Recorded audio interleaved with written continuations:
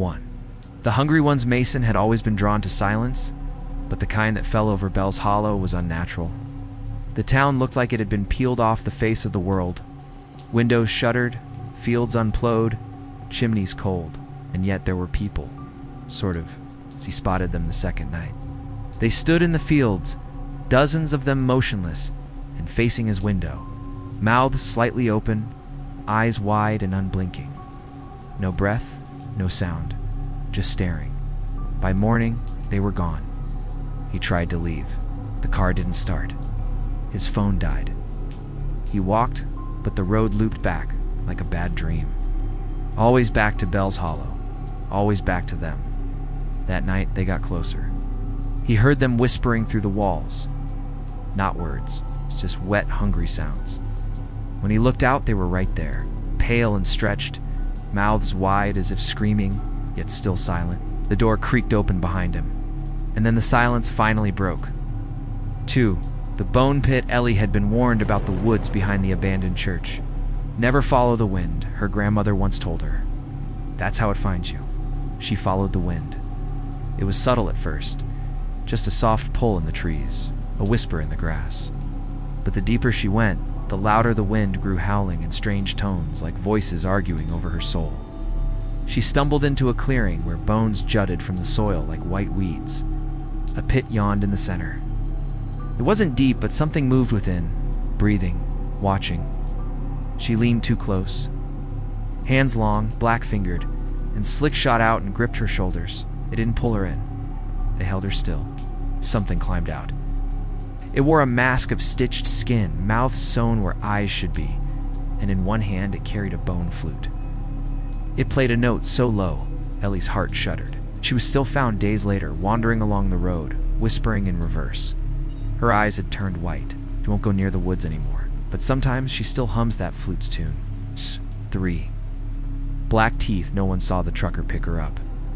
Some say she stood barefoot on the highway shoulder, covered in road dust, eyes too wide, mouth too red. Others say she was missing both eyes and floated behind the truck until it stopped. Either way, the man was never found again, but his rig was. Parked perfectly at a gas station in Idaho, keys still in the ignition, engine cold. Inside was a trail of black teeth, hundreds of them scattered across the floor and smeared into the seat fabric. No blood, no body. Just teeth. When they checked the dashcam footage, it showed him driving, talking to someone off camera, smiling, laughing, until his smile grew too wide. Too wrong, his jaw began to crack. He kept smiling as the black teeth burst from his gums. The last frame.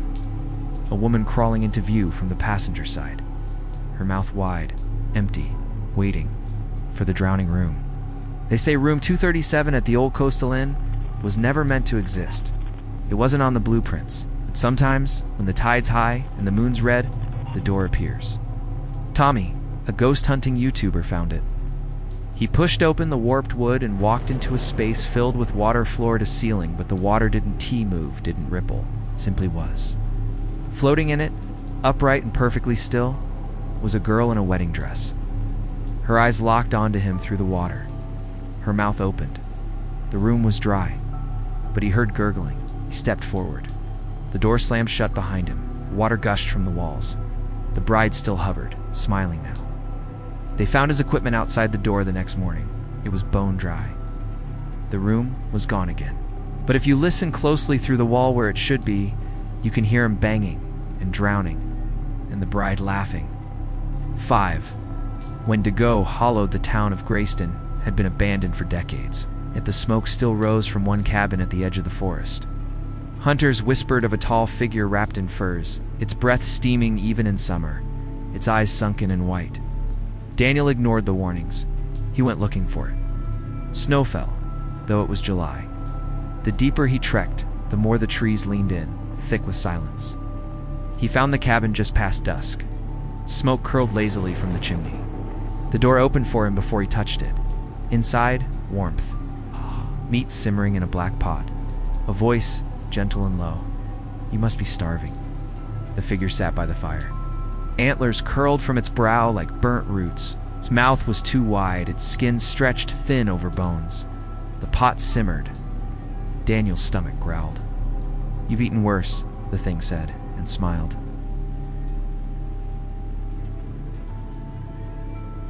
Six. Swamp lights. Lena lost her sister in the Pineback Swamp. Locals said she followed the will-o'-the-wisps, those pale green lights that drifted just above the waterline. "They lead you to the hollow mouth," the old bait shop owner warned. "And it never spits you back." Lena brought rope, flares, and a machete. She followed the lights. They darted through the trees, blinking in strange rhythm. Like code, like laughter. She pressed on through waist-high water until she saw her sister standing on a mound of moss. Except her sister was smiling too wide, and her skin hung loose. The mound opened. It wasn't moss, it was lips. Giant, root-rimmed, lined with teeth the size of tombstones. Lena screamed as the light circled above, giggling. The swamp never gave her back. But sometimes, when the fog rolls in, new lights appear, and they never blink. 7. The uninvited. It began with a knock, 3 taps, low and slow. Cassie lived alone in a house her grandfather built, miles from town. No one ever visited unannounced. She checked the porch. No one. Went back inside. The knock came again the next night. This time it was followed by the creak of the porch swing. She looked out through the peephole and saw a man sitting there. Except he didn't blink, didn't move, just stared at the door. By morning, he was gone. The third night, she bolted the door, locked the windows, and sat with a bat in hand. The knocking came from inside the walls. She never found the entry point, but each night the knocking grew louder. The man appeared in every reflective surface, mirrors, spoons, her phone screen always closer, until he wasn't in the reflection anymore. He was behind her. 8. Sleep's hunger. Theo hadn't slept in 6 days. It started with night terrors, clawed things standing over his bed, dripping teeth and eyes like rotting egg yolks. Then the paralysis. He'd wake unable to move, feeling something pressing down on his chest, whispering through cracked lips. "Let me in." He tried caffeine, pills, anything to stay awake. On the 7th night, the thing no longer waited for him to fall asleep. It came anyway.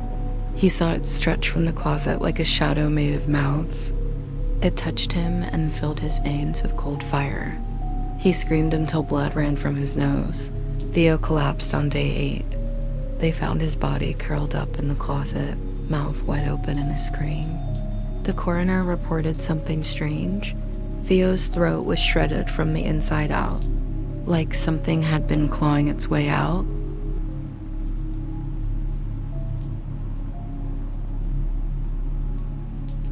Nine. The Wendigo's teeth. They warned against camping in Blackstone Ridge.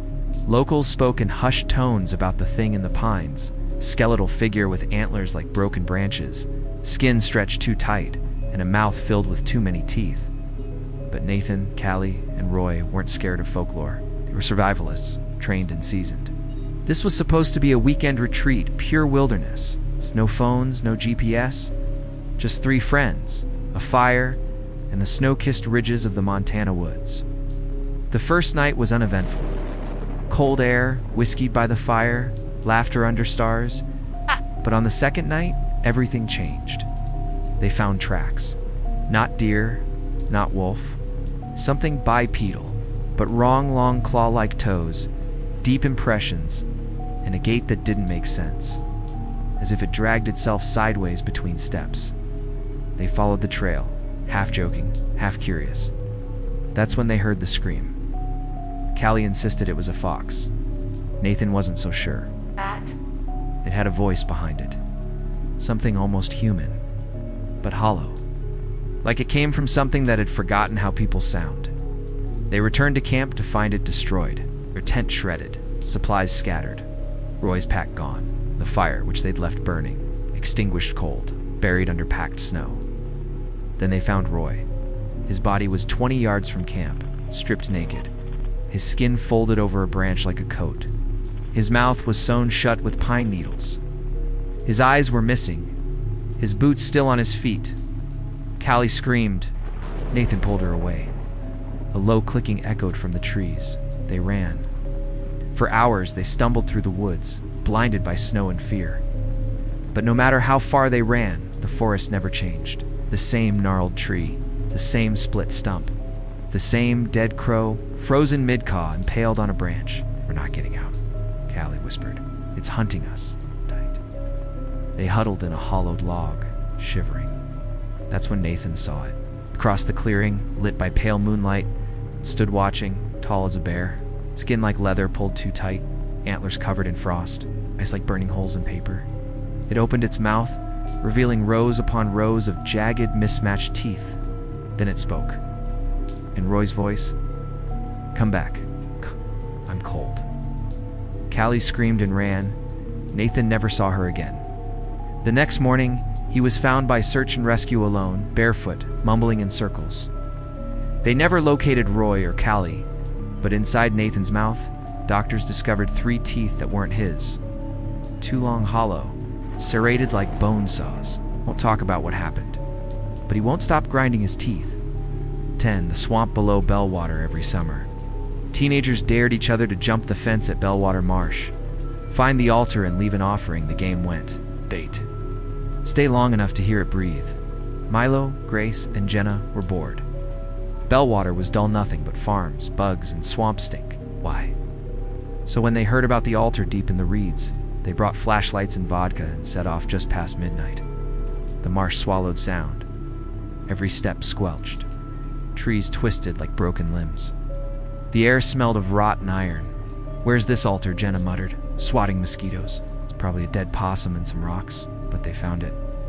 A slab of stone sunk into the mud, carved with crude spirals and symbols.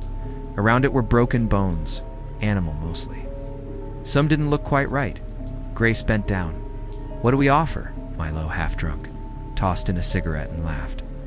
"I offer nicotine to the mud god." Jenna poured vodka over the slab. "Holy spirits. Done." What? Grace hesitated. Then, on a whim, she plucked a lock of her own hair and dropped it onto the stone. The air shifted. The water rippled. Reeds rustled without wind. Something exhaled. A wet, massive breath that rolled through the ground like thunder. The mud bubbled. Then silence. "We should go," Jenna said. Her voice was small, but the way back was wrong. The trees had moved. The trail was gone. Milo slipped into the mud, screamed. When they pulled him up, something was clinging to his legs, lick and translucent. With rows of teeth along its body like a centipede, they ran. Milo limped, bleeding from where the thing bit him. Then the fog rolled in. Thick, heavy. It stank of meat and mildew. Shapes moved inside it, not people, not animals. Grace screamed as something pulled her under. No splash, no ripple, just silence. Jenna and Milo ran until the reeds opened onto a small cabin. Inside were candles, talismans, and jars filled with eyes. A woman stood waiting, old, blind, skin as gray as fungus. "You woke it?" she hissed. "You fed it your names?" She gave them salt and bones and whispered a chant. "You can leave if it lets you, but one must stay.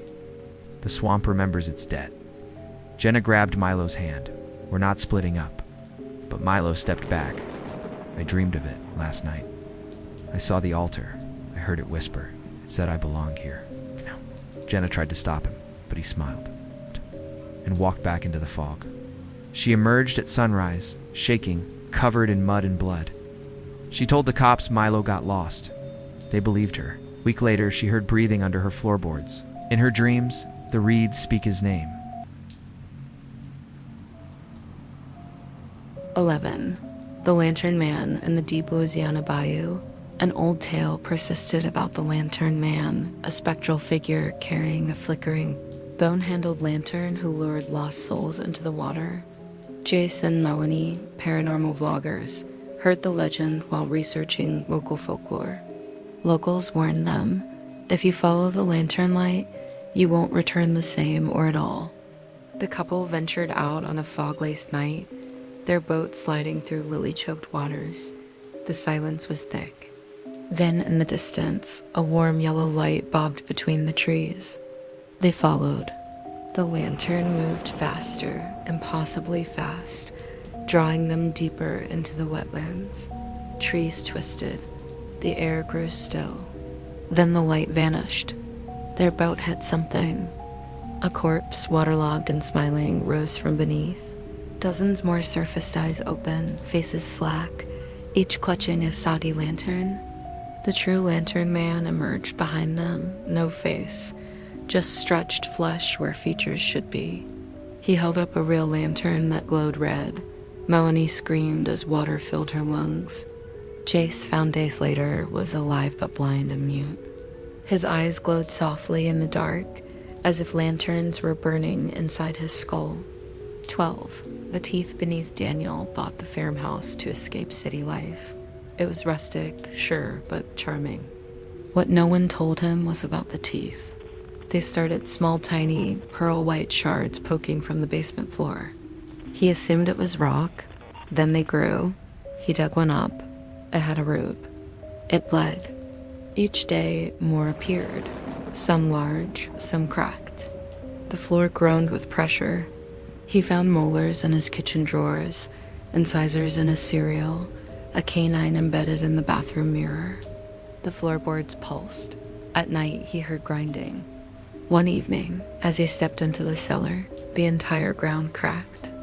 A massive maw, lined with hundreds of jagged teeth, opened beneath him.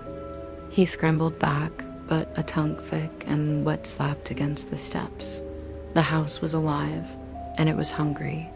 They found the place abandoned, save for a strange spiral of bones in the cellar and a voice recorder looping a single whisper. It chewed me slow. 13. The hotel advised Marla checked into the Wraithmore Hotel during a snowstorm. She was the only guest. The clerk never blinked. At first, the place seemed normal antique decor, faded wallpaper, the smell of lavender and mold. But she soon noticed something odd, eyes in the paintings, in the cracks of the wall. Behind the curtains, watching. She dismissed it as paranoia till they started blinking. She tried to leave. The front door led back to the lobby. The windows showed endless hallways instead of snow. Her phone was dead, and the clocks ran backward. Then the whispers began. "You look delicious," they said. A painting blinked, and the figure inside it smiled. Marla smashed the frame. Blood poured from the canvas. She found the clerk later, peeling off his human face like a mask, revealing a mass of optic nerves and blinking eyes beneath. "We watch so you don't forget," he said. "We see what's inside." They found Marla's phone weeks later. It contained one photo of her screaming as eyes grew from her skin. 14. The Crying Hollow children whispered about the Crying Hollow, a gnarled patch of woods where no bird sang. They said a woman wept there every night, and if you followed her cries, you'd never return. Jenna went anyway.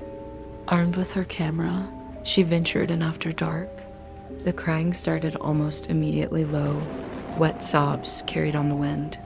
She followed. Branches tugged her coat. Shadows darted between trees. The crying grew louder. Then she saw her, a woman in white, her hair matted with leaves, kneeling by a pool of black water. Jenna stepped closer. The woman turned. Her face was eyeless, a hollow carved into her skull where her mouth should be.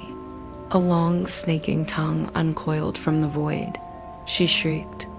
Jenna ran, but the forest twisted around her. Roots tangled. Trees bled. She tripped and fell into the pool, and the woman followed, dragging her down with sobs like broken glass. Jenna's camera was later found, caked in mud. The last footage shows her face mouth open in horror as something slithers behind her. The sound? Crying. 15.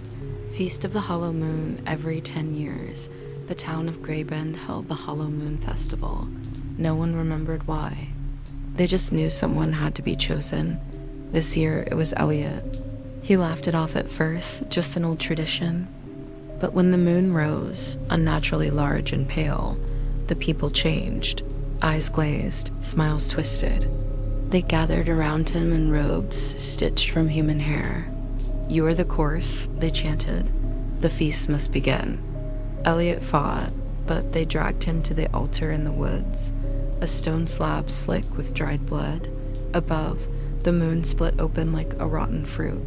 Something descended. All legs, all hunger. It didn't eat with teeth it absorbed. Flesh melted away, bones snapped like kindling. When dawn broke, the moon was whole again. The town returned to normal. Another decade, another feast. They buried the bones beneath the school.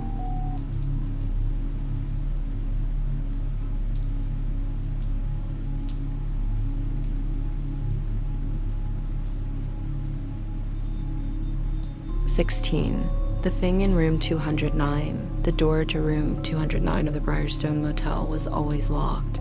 Staff refused to clean it. Locals crossed the street to avoid its window. When travelers asked, the manager just muttered, "It's occupied." Celia, curious and bored, stole a key.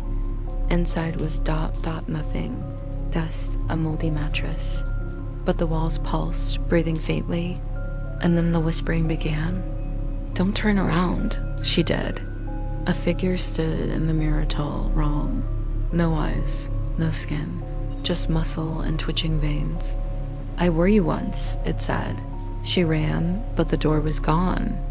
Only the room, and the mirror, and the whispers. The thing peeled itself from the reflection.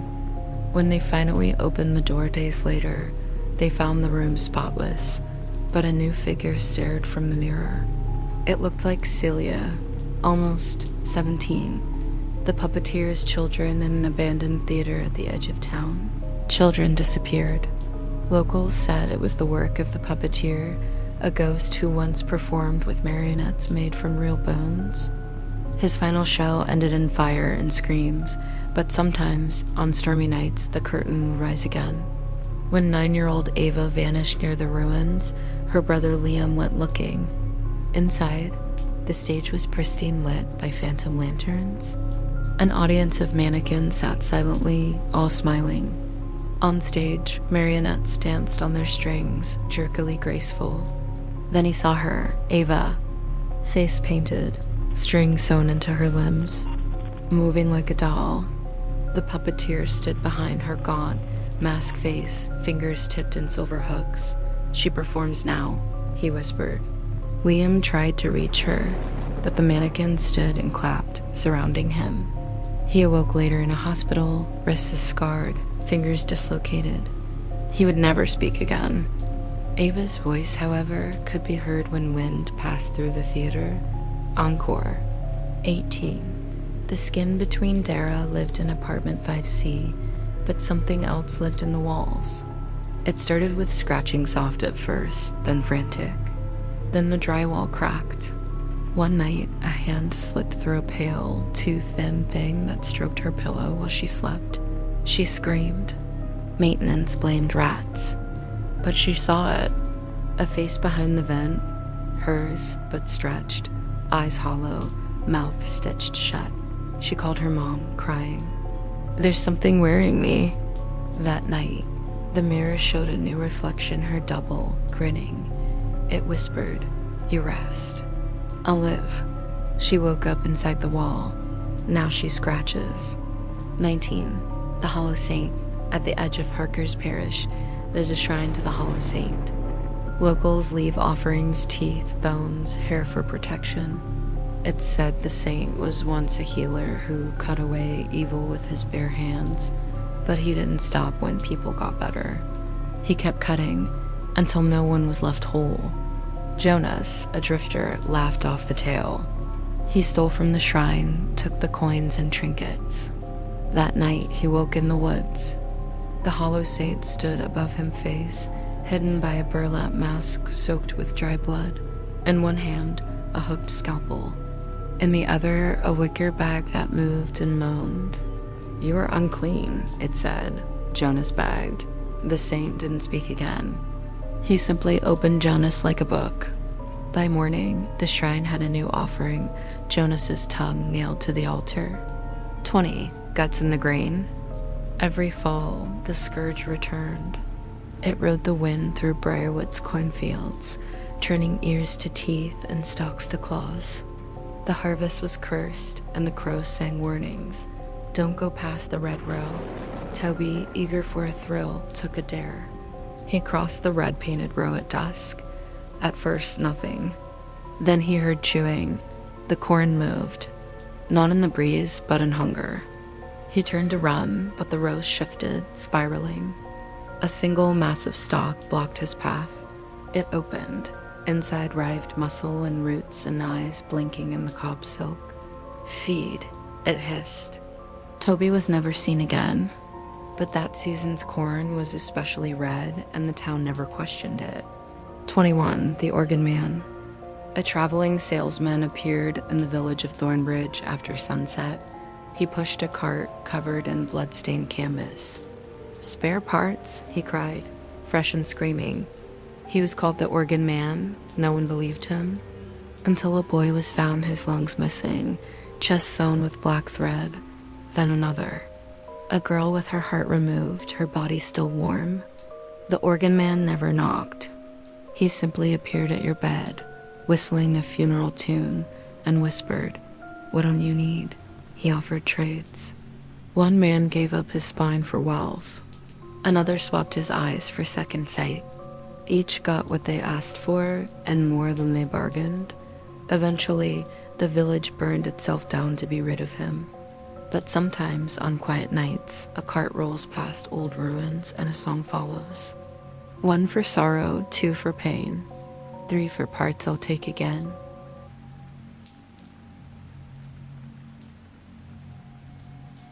"22. She waits in the well in the village of Wist Hollow. Children were warned. Never speak near the old well. They said a woman lived down there, drowned, forgotten. And if you spoke above her, she'd steal your voice and your skin." No one listened. Tommy dared Lucy to sing beside it. She laughed, belted out a tune. Silence followed. Then a splash. A hand skeletal, waterlogged, grabbed Lucy's ankle. It dragged her down screaming. Tommy tried to pull her back, but her skin sloughed off in his hands like wet paper. He passed out, to return the next morning. But she didn't blink. Her smile was wrong. She spoke in whispers that weren't hers. Tommy found her one night hunched over the well, feeding it nails and birds. She turned, and her mouth was wide open and possibly wide echoing with hundreds of drowned voices. 23. The Bone Choir in the abandoned asylum near Alder's Peak. Music never stopped. Locals swore they heard humming from inside, even though it had been sealed for decades. Kids dared each other to sneak in. Most came back. Donnie didn't. Inside, her flashlight flickered to reveal halls painted with scratch marks and blood sheet music etched into the walls. Then the singing began. It wasn't voices, it was bones, pipes of femurs, drums made from rib cages, choir built from corpses, stitched and wired together to croon lullabies that shattered glass. The maestro stepped forth, no face, just a harp of tendons strung across a skull. He raised his baton. Donnie tried to scream, but her voice box was already part of the alto section. Now every night the asylum sings. And Donnie sings, two flayed lips twitching in rhythm, surrounded by her new family of flesh-crafted instruments. 24. The Lantern Fox in the Mistgrove Forest. Travelers followed lights and never returned. They said it was the Lantern Fox, a creature that walked like a man, but with legs jointed wrong and eyes that burned through fog like embers. Riders saw its lanterns swaying in the dark. "Help," it whispered. Curious folk followed. Always. Jude, a hunter, thought he could catch it. He brought dogs, silver traps, and fire. He didn't return. A week later, his wife found a lantern on their porch. Inside was Jude's eye, still blinking, and a whisper from within. He followed. She went into the forest with a blade and hate in her heart. The fog swallowed her. And from that day forward, 2 lanterns danced in the woods. One blue, one red. 25. The doll that bled. Maggie loved her porcelain doll, Annabelle. Not that Annabelle, but a cracked antique found in a thrift shop, dressed in faded pink and clutching a rusted locket. It began crying one night, not creaking or groaning crying. Soft sobs.